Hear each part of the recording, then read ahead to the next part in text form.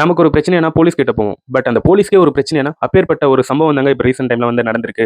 என்னால நியூஸ் சேனல்ல வந்து என்னென்ன நியூஸ் வந்து பார்க்க முடியுதோ அதெல்லாம் இப்போ உங்ககிட்ட ஒண்ணு ஒண்ணா சொல்றேன் பாருங்க. ஆக்சுவலா ஒரு 25 வயது மிக்க ஒரு பெண் போலீஸ் வந்து சென்னை கமிஷனர் ஆஃபீஸ்ல வேலை செஞ்சுட்டு எக்மோர்ல வந்து ட்ரெயின் ஏறுறாங்க ரீசென்ட் நைட்ல. ஸோ கரெக்டா மணி வந்து 11 இருக்குங்க. கரெக்டா அவங்க வந்து பழவந்தாங்கல் ரயில்வே ஸ்டேஷன்ல அவங்க வந்து இறங்குறாங்க.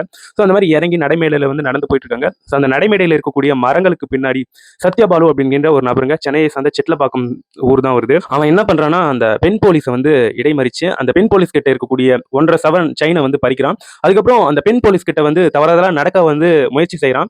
அங்க பழவந்தாங்கல் ரயில்வே ஸ்டேஷன் பக்கத்துலயே நிறைய வீடுகள் என்பது இருக்கு. அங்க ஒரு வீடு மொட்டை மாடி மேல நிறைய பசங்க வந்து இருந்திருக்கானுங்க.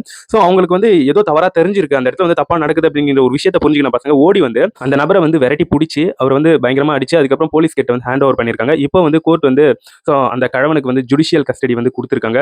ஸோ இதுக்கப்புறம் விசாரணை என்பது மேற்கொள்ளப்பட்டு அவனுக்கு வந்து தண்டனை வந்து கொடுப்பாங்க.